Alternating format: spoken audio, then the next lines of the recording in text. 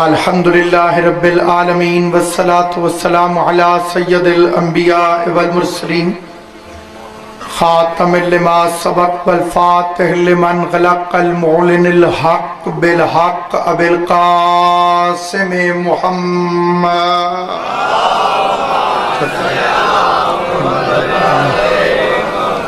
وأہل بیتہ الطیبین الطاہرین المعصومین المنتجبین المظلومین الذین اذهب اللہ عنہم الرجس وطہرہم تطہیرا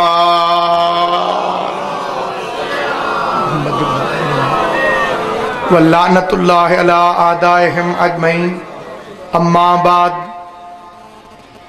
قال سبحانہ وتعالی فی کتابہ المبین بسم اللہ الرحمن الرحیم یوم ندعو کل اناس بامامہم مل کے صلوات پڑھ لے محمد و اہل بیت محمد صلی اللہ علیہ محمد وآلہ. تقریباً تمام مومنین کے علم ہے میں ایک بہت طویل عرصے کے بعد نوکری حضرت امام حسین علیہ السلام میں ممبر پہ حاضر ہوں. جو معاملہ ہے وہ سب آپ مومنین کے علم میں ہے اور جو بہتری ہے اس میں وہ صرف اور صرف علی کے شیعوں کی دعاؤں کی وجہ سے ہے اور جو زندگی ہے وہ حق زہرا کے لیے وقف ہے. بڑے مختصر سے وقت میں آپ حضرات کی خدمت میں نوکری پیش کرنا ہے. سامعین گرامی قدر، انبیاء علیہم السلام جتنے بھی ہیں حضرت آدم علیہ السلام سے لے کر جناب عیسیٰ علیہ السلام تک، کیونکہ ختمی المرتبت کی تو ہم امت ہیں، یہ ایک کم 1,24,000 جو نبی ہیں ان سب کے لیے لفظ استعمال ہوتا ہے کہ تھے. آدم نبی تھے، موسیٰ نبی تھے، عیسیٰ نبی تھے، لیکن میرے 12 اماموں میں سے کسی کے ساتھ بھی لفظ تھے استعمال نہیں ہوتا. علی کے لیے یہ فکرہ نہیں کہ علی امام تھے، علی امام ہے، حسن امام ہے، حسین امام. ان سب کے ساتھ یہ کہ سارے کے ساروں کی امامت پر یقین رکھنا واجب. جس امام کی یہ مجلس ہے اس نام کا ایک نبی بھی ہے، موسیٰ، وہ پیغمبر ہے، اور یہ جو میرا امام ہے موسیٰ یہ امام ہے. ان دونوں کے نام کے ساتھ ایک ایک تعارفی لقب لگا ہوا ہے، وہ تعارفی لقب پڑھنا چاہتا ہوں. موسیٰ کے ساتھ ہے غضبان، غصے والا موسیٰ، اور میرے امام کے نام کے ساتھ ہے کاظم، غصے کو پی جانے والا موسیٰ. ایک عظمت امام پہ بلند صلوات پڑھ لیں محمد. یہ فکرہ سارے بچوں سے التماس ہے کہ ساری زندگی یاد رکھیں. وہ ہے موسیٰ غضبان، غصے والا موسیٰ. اور یہاں تک ان کی کتابوں میں لکھا ہوا ہے کہ ملک الموت کو بھی تھپڑ مار دیا. جب وہ روح قبض کرنے آیا تو اسے اتنے غضب والے تھے کہ تھپڑ مار دیا. آگے یہ بھی تحریر فرمایا کہ اس کی آنکھ نکل گئی. پھر بندے ناراض ہو جاتے ہیں لیکن پوچھنا تو پڑتا ہے کہ صرف اتنی مہربانی فرمائیں. یہ تو سارے مولوی تمہارے بتاتے ہیں کہ جب تھپڑ مارا تو اس کی آنکھ نکل آئی. یہ کوئی نہیں بتاتا کہ پھر اس نے اب ٹھیک کروا لی ہے کہ ہمارے پاس اسی طرح سے ہی آئے گا. تو سامعین گرامی قدر، یہ ہے موسیٰ کاظم، غصے کو پی جانے والا موسیٰ.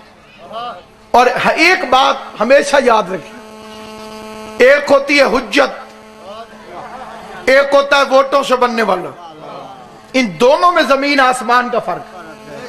ووٹوں سے بننے والا جیل میں چلا جائے تو اس کا عہدہ باقی نہیں رہتا. حجت زندان میں بھی ہو تو پیشوائے کائنات ہوتی. آل محمد آپ کو سلامت ہے. جنہوں بات کو سمجھا امام زمان آپ کو اجر عطا کرے.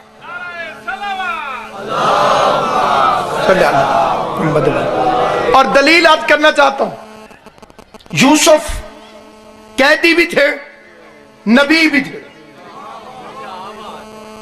ابراہیم کے گلے میں رسی پڑ گئی. نمرود نے جب آگ میں ڈالنا چاہا، گلے میں رسی، ہاتھوں میں رسی، پاؤں میں رسی. کوئی مائی کا لال دعویٰ کرے کہ ابراہیم کے گلے میں رسی پڑنے سے ابراہیم حجت نہیں رہا. हुज्जत के गले में रस्सी पड़ने से हुज्जत की इज्जत में फर्क नहीं आता, अलबत्ता रस्सी डालने वाला नमरूद होता। उससे हुज्जत को कोई फर्क नहीं पड़ता, अलबत्ता रस्सी डालने वाला नमरूद है। तो अब सामईन गिरामी कद, मेरा सवाल है कि जब इमाम आए थे हिदायत करने के लिए तो जिंदान में चले गए, ये 7 साल हिदायत कैसे हुई? उसके लिए पहले एक बात यह जहन में रखनी चाहिए कि इमाम को उन्होंने कैद किया क्यों, ये एक सवाल। एक तो इसका मसाइब करांगे कि औलाद ज़हरा है, सवाल यह कि कैद किया क्यों, उसका एक फिक्रे में जवाब देना चाहता। और इस उम्मीद के साथ कि मेरी कौम का बच्चा बच्चा हमेशा याद रखेगा, ये जिस्म इमाम कैद नहीं करते थे, किरदार रसूल को लोगों की नजरों से छुपाने की कोशिश करते थे। सलामत आबाद आले मोहम्मद आपको आबाद। सारी तकरीर भूल जाना, ये फिक्र याद रखें, ये किरदार पैगंबर लोगों की नजरों से छुपाने की कोशिश करते थे, क्योंकि बाहर बादशाह भी नमाज पढ़ेगा, इमाम भी पढ़ेगा, तो पब्लिक बोल पड़ेगी कि नबी वाली नमाज तो ये पढ़ रहा। अब उन्होंने कोशिश की कि फदाइल छुप जाए, और उन्हें यह मालूम नहीं कि इनके फदाइल छुपते नहीं हैं, दीवारें तोड़कर बाहर आ जाते।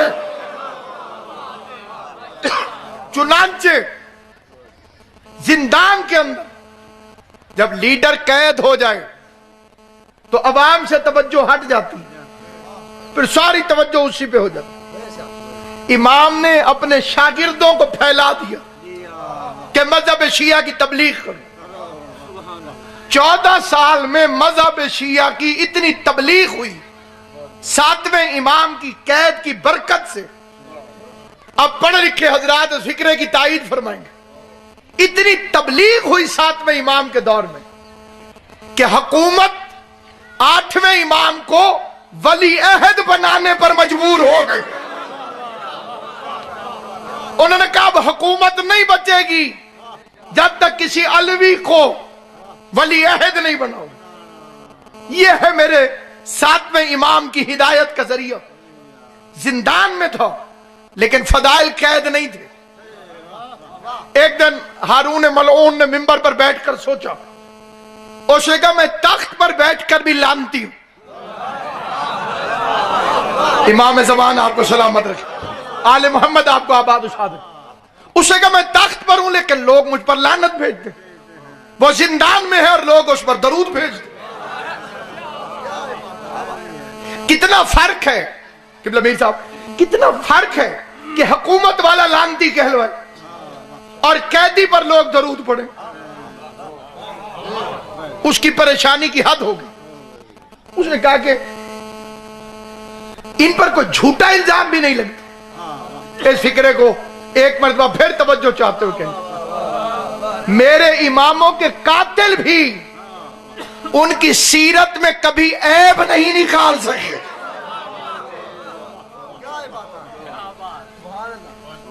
मेरे हर इमाम ने अपने कातिल से पूछा, मसलन मौला अली ने पूछा।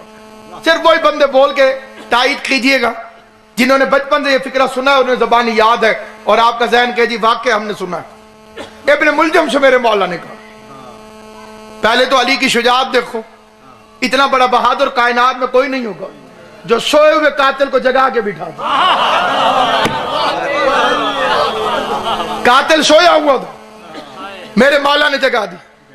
और क्या कह के जगाया? पहला फिक्रा फरमाया, उल्टा मत सो।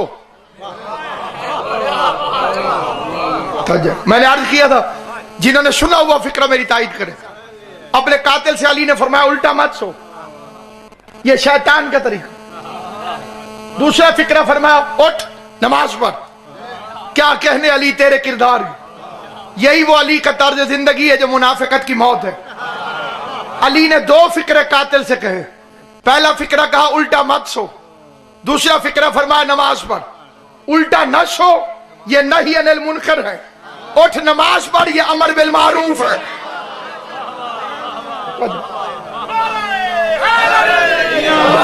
میرے مولا نے اپنے قاتل کو امر بالمعروف بھی کیا اور نہی انل منکر۔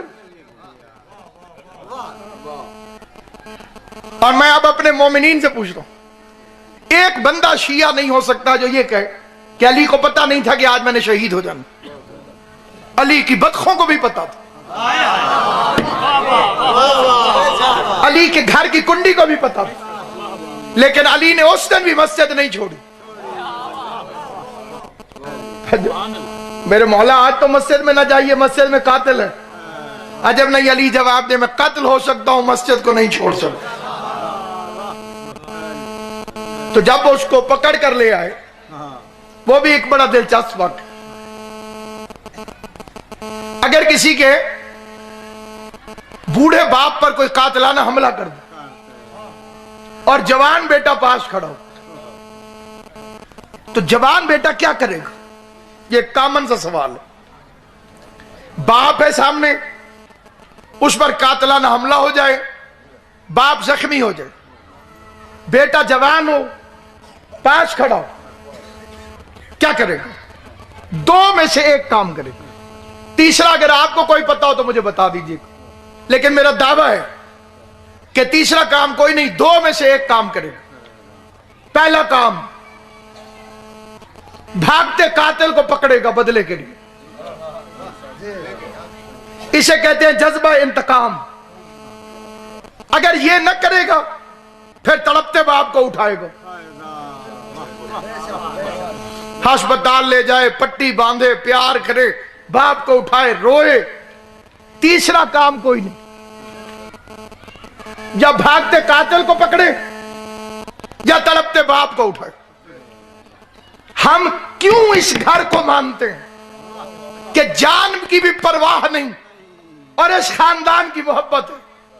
19 رمضان کو علی جیسا باپ زخمی ہوا، حسن نے نہ قاتل کو پکڑا نہ باپ کو اٹھایا، بلکہ باپ کے خون بھرے مصلی پہ سر رکھ کے کہا سبحان ربی العالی و بحمدہ۔ یہ ہے اس گھرانے کا کردار اور اس گھرانے کی سیرت۔ لوگوں نے قاتل کو پکڑا، علی کے پاس لے آئے۔ آپ کو معلوم ہے آپ کے مولا نے اس سے کیا فکر کہا؟ میں تیرا اچھا امام نہیں تھا؟ قاتل کی بھی جرت نہیں ہوئی کہ کردار میں کوئی عیب نکال کے دکھا سکے۔ امام حسن نے جودہ سے پوچھا کیا میں تیرا اچھا امام نہیں تھا؟ اس فکرے کا مطلب کیا؟ اس فکرے کا مطلب یہ ہے کہ اپنے قاتل سے اپنے کردار کی گواہی لے رہے ہیں، قاتلوں سے کردار کی گواہی لے رہے ہیں۔ اب وہ پریشان کہ قیدی ہے لیکن سلوات بھیجتے ہیں لوگ، اس میں بادشاہ ہوں لیکن لعنت بھیجتے ہیں مجھے۔ اس نے ایک فاحشہ عورت بلوائی تاکہ اس کے ذریعے امام پر الزام لگا۔ شاید شیطان نے اپنے مریدوں کو یہ سمجھایا ہوا کہ آل محمد کا مقابلہ کرنا ہو تو کسی عورت کا سہارا ضرور لیتے ہیں۔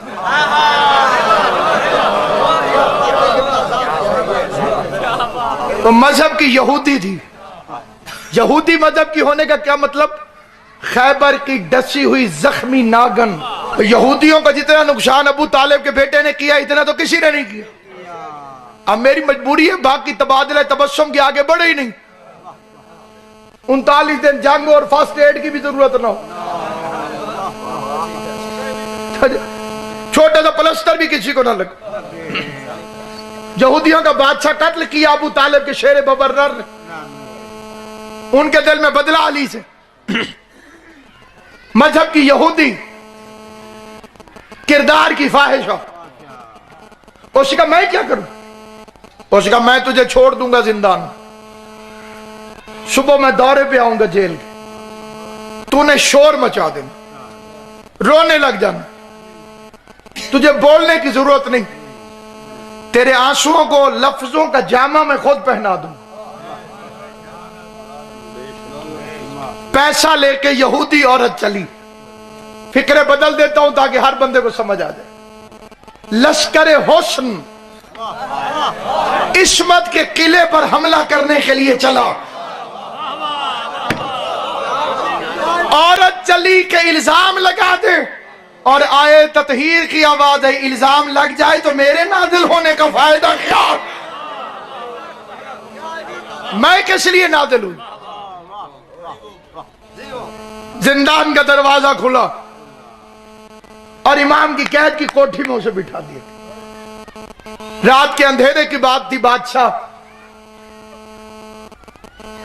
پوچھ رہا تھا بار بار کیا کیا کہاں پہنچا دی۔ صبح کے وقت اس نے خود 200 راوی بلائے، پورا میڈیا اس زمانے کا، ان کے ہاتھوں میں کاغذ اور قلم، جیل کے دورے پہ چل رہا ہوں میرے ساتھ چلو۔ مقصد اس کا یہ کہ شیعوں کے امام کو بدنام کر، امام کے زندان کی طرف آئے، اشارے کرتا رہا، اندر سے کوئی باہر نہیں نکلا، پھر دروازہ کھٹکھٹایا۔ آپ کو یاد ہے جیسے کھانسنے پہ وہ مردہ نہیں اٹھا تھا جسے علی کے سامنے لائے تھے، اب اس کی خواہش تھی کہ پروگرام کے مطابق اس نے کھانسی پہ باہر نکلنا، کھانسی پہ وہ نکلی نہیں، مجبوراً بادشاہ صاحب صحافیوں سمیت راویوں سمیت اندر آ گئے۔ روزہ زندان کھلا، 200 آدمیوں نے دیکھ کے لکھا کہ قید خانے میں رات ایک عبادت گزار تھا، جنہیں سمجھ آ گئی ہے امام حسین تمہیں ہمیشہ سلامت رکھے، رات ایک عبادت گزار تھا، آج وہ فاحشہ عورت بھی سجدے میں جھکی ہوئی ہے، ایک طرف مولا سلامت رکھے، ایک طرف امام سجدے میں ہے، دوسری طرف کنیز سجدے میں ہے، ایک طرف امام سجدے میں ہے، ایک طرف کنیز سجدے میں۔ میں فکرہ کہنا چاہتا ہوں، عصمت پہ یوسف نبی کے بھی حملہ ہوا تھا، لیکن یوسف اپنے آپ کو بچا گیا، زلیخا کو اپنے جیسا نہ بچا سکا، لیکن کیا کہنے شان امامت کے کہ امام نے کردار بھی بدل دیا، نصیب بھی بدل دیا۔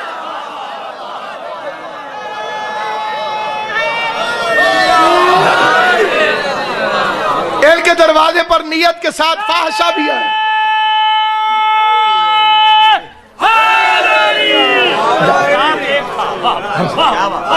دو عبادت گزار، بادشاہ کو آگ لگ گئی، کوشش کرتا تھا کہ یہ منظر کوئی اور نہ دیکھے، لیکن 200 بندے خود بلوا بیٹھا تھا۔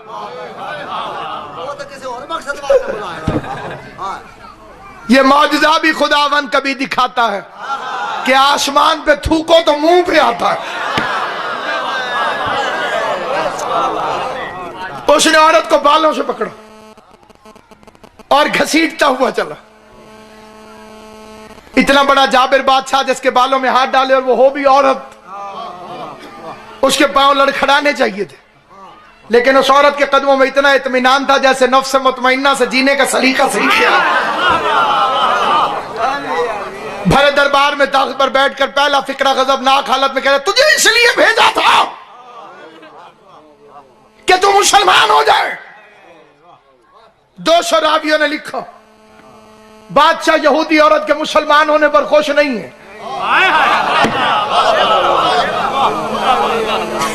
تاریخ نے اس کا مذہب لکھوا دیا کہ یہ یہودی عورت کے مسلمان ہونے پہ راضی نہیں۔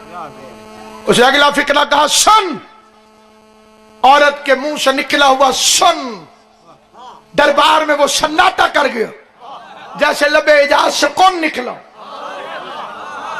اور اس نے جو فقرہ کہا ہے وہ تاریخ دانوں نے لکھا اور کائنات تک وہ بادشاہ کے کردار کو بتا گیا۔ عورت دیکھ کے کہنے لگی بادشاہ تو اس قیدی کو اپنے جیسا سمجھتا ہے کیا؟ تو اس کے کردار کو اپنے جیسا سمجھتا؟